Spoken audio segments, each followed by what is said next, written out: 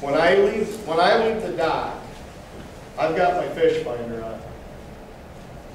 And as I go out the channel, if I see all the bait fish in red in the top 10 foot all out the channel, or top 15 foot, and it's clear below that, what's that telling me? The fish are all in the top 10 or 15 foot of water.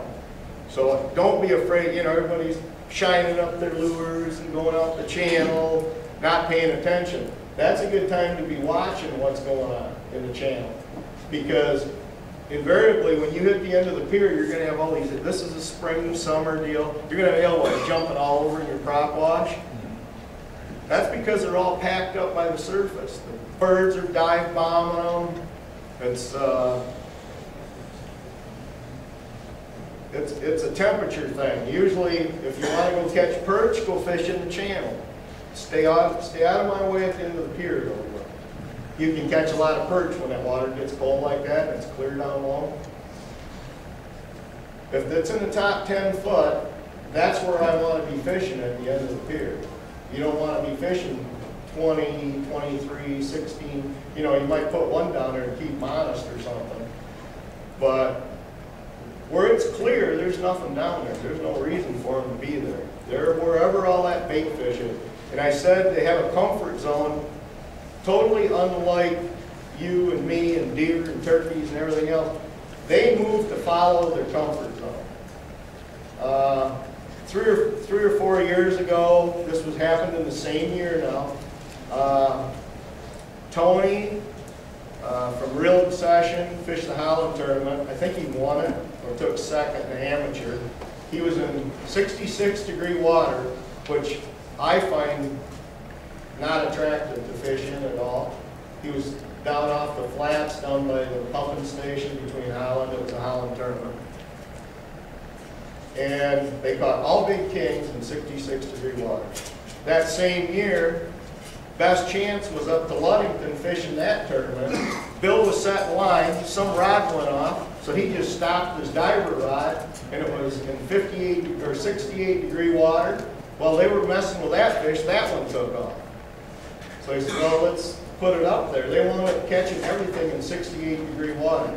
So it's never always and always never, and that it might sound confusing, but where you think they should be, it isn't always that they're not going to be there. And where you think they're always going to be, half the time they're not there. And every time you go out, you're readjusting. You go out in the morning, and from the morning to the afternoon, or maybe an hour, you've got to start changing stuff up. In the springtime, what will happen is the kings will be in the mud. When the sun gets up, where do they go? They disappear, they quit biting. Everybody got an idea? They go in the bottom in 50 foot of water.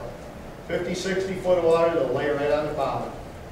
The other place is right in the mud. They go in there, it's like having sunglasses on. The food's there, the temperature's right. A couple of years ago, we were fishing right up and down in the channel in May, catching kings.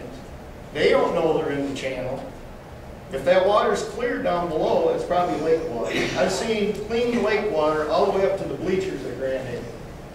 Usually on a full moon, about midday, the river stops, it goes backwards. I'm sure you've seen a big plume of muddy water. Next time you go, it's sucked way up the channel, or even when you come in from fishing, where'd the muddy water go? Well, it went in the channel because it's something to do with the tide or something. It's way above me, I don't know, I have a clue about that. And I might say that, I'm not the authority on catching fish in the mud or anything. I mean, there's a lot of good mudders around, and maybe some of you guys catch a lot more than I do, I don't know. But you got stuck with me because I was asked to do this. But you'll see those other spoons. Generally, early summer, what'll happen by the end of May,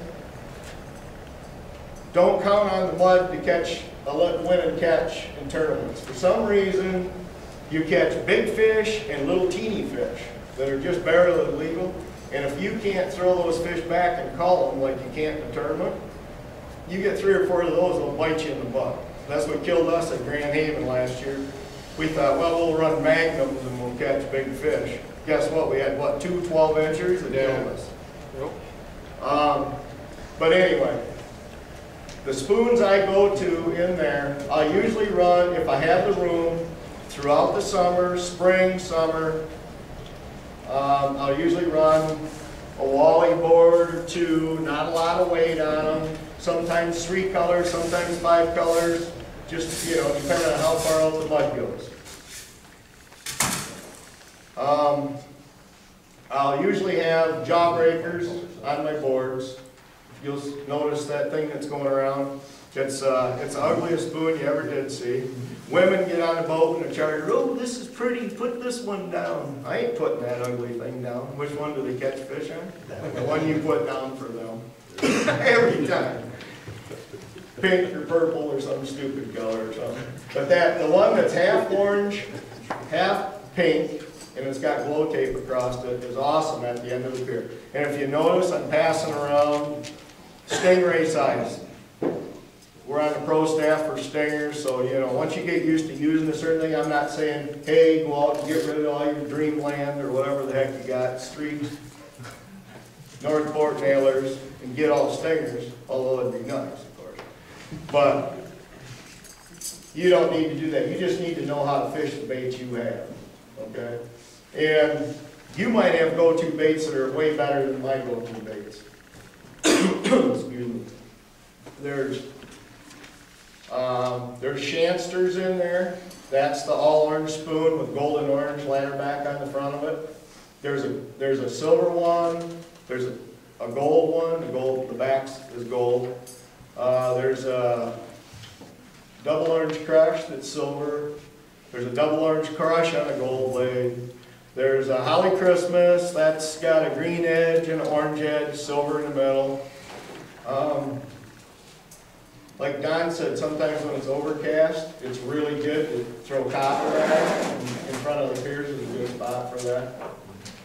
I don't know what other colors. Oh, I got a Corey's bait on there. That's green with a prism ladder. What's the one that looks like an orange natural born killer? Show me.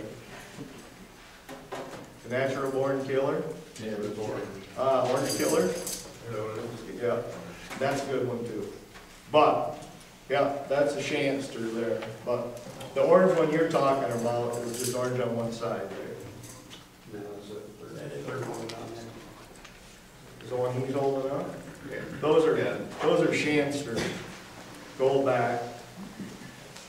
I told Stinger about, I was having this guy named Bill Acker make me these orange baits up to Ludington like crazy. He had a little gas station, he had vending machines, he was an attorney. This guy had more things than he could shake a stick. But I kept asking for that one bait. It was a painted flat back, you know what an Alphonse is? It's like a flat gold automotive paint. It had that back on it, it had a bright gold tape down it and scallops across it and double orange tape down each side. It was a pain in the butt for him to make them, he said. But because I kept getting them, he called him a hitman. So all of a sudden, Stinger, you know, to save for making all that taping job, that's what they come up with. And it's really effective around the dirty water. It's effective when there's steelheads around. But that's kind of the size. Even the regular size is really good. However, that seems to be just about right for the fish. When they're in there to feed at the end of the pier, they kind of want those 4-inch fish. And those seem to work well. We use 2 of these boards usually out each side with some kind of lead core. Maybe just an ounce dive bomb, maybe no weight on it, depending on how high they are in the water column. If the birds are up on the top feeding, the fish are getting pushed up there. It's just like you see in the ocean. The pictures in the ocean where fish got them all balled up and they're coming out of the water, same deal. You just need to fish the bait fish. If you'll, well, let's see what else. Oh, I have a Michael Jackson on there too. I couldn't find a dirty white boy to put on there, but that's a white blade on one side, silver on the back, and it's got like a crush over it. But the plug thing, and I'm gonna tell you, if there's a lot of guys in there, what we do is we have 2 divers, 3 downriggers. The riggers are back between 50 to 100 foot back. And we go kind of fast. So what happens is the fish will be out maybe 30, 40 foot of water. Everybody's out there, and you'll see guys catching fish, and you kind of want to be where the fish are biting.